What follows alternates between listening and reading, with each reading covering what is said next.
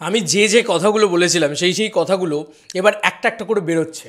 রঘু ডাকাত খাদানের থেকেও বড় মাস কমার্শিয়াল সিনেমা, এটা এবার বললো অনির্বাণ, স্বয়ং অনির্বাণ নিজে।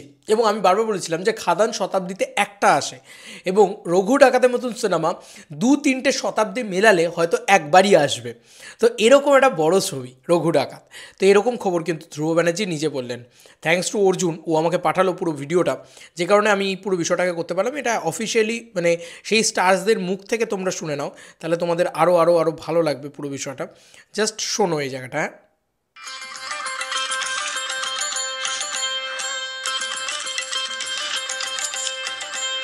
রঘু ডাকাতের মতন ছবি বাংলায় হচ্ছে এবং আমরা করতে পারছি, এটাই একটা ভালো লাগা ব্যাপার।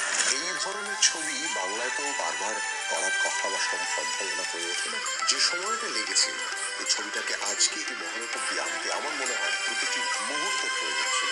বহু প্রতীক্ষিত ছবি রঘু ডাকাত, ধ্রুব ব্যানার্জির পরিচালনায় আফটার খাদান সুপারস্টার দেব পুজোর সময় ফিরছেন মাস অবতারে। আমি জানি সবাই খুব এক্সাইটেড, ঠিক যেমন আমি নিজেও।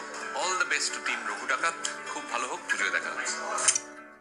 আচ্ছা, এবার এখানে একটা কথা, মানে অনির্বাণের কথাটা ভালো করে শুনলে, যে মানে সুপারস্টার দেব ফিরছে, প্রথমত এই কথাটা বললেন তিনি, এবং তার পরবর্তীতে বললেন উনি মাস অবতারে সুপারস্টার দেব আবার ফিরছে।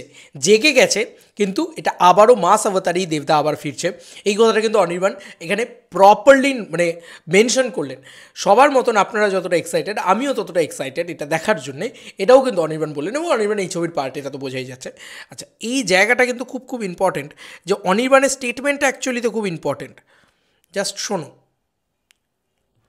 আমি জানি সবাই আজকে এই মহারত ছবি আজকে এই মহারত আনতে আমার মনে হয় প্রতিটি মুহূর্ত প্রয়োজন ছিল।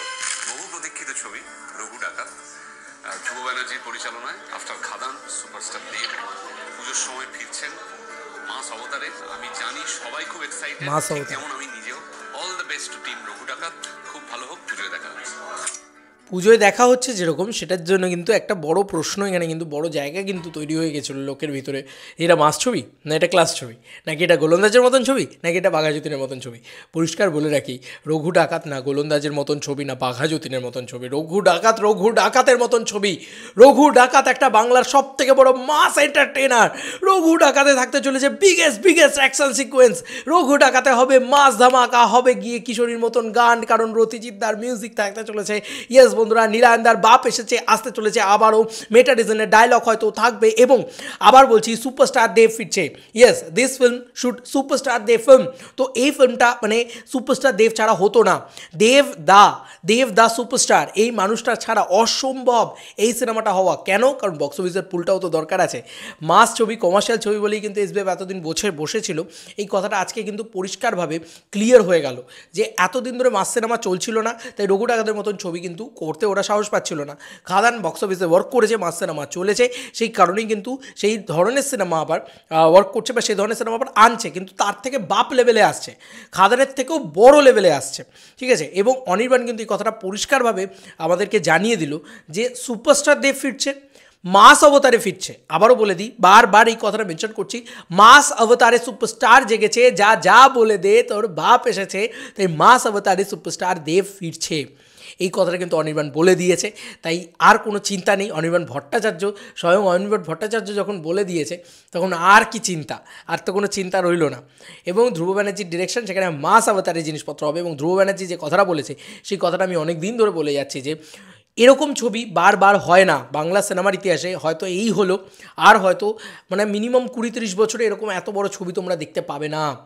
যদি পাও তাহলে জানবে সেটা দেব দায়ী করবে। এইটুকু জেনে রেখো যে 2 বছরের মাথায় যদি এর থেকেও বড় ছবি দেখতে চাও, তাহলে সেটা খাদান 2 হতে চলেছে, সেটা দেব দায়ী করবে। ঠিক আছে, তো মানে এটাই জাস্ট বললাম। তোমাদের কার কি মতামত এই ভিডিওটাকে নিয়ে জানিও কমেন্ট সেকশনে। চলো বন্ধুরা, নতুন কোনো ভিডিওতে দেখা হবে, বাই।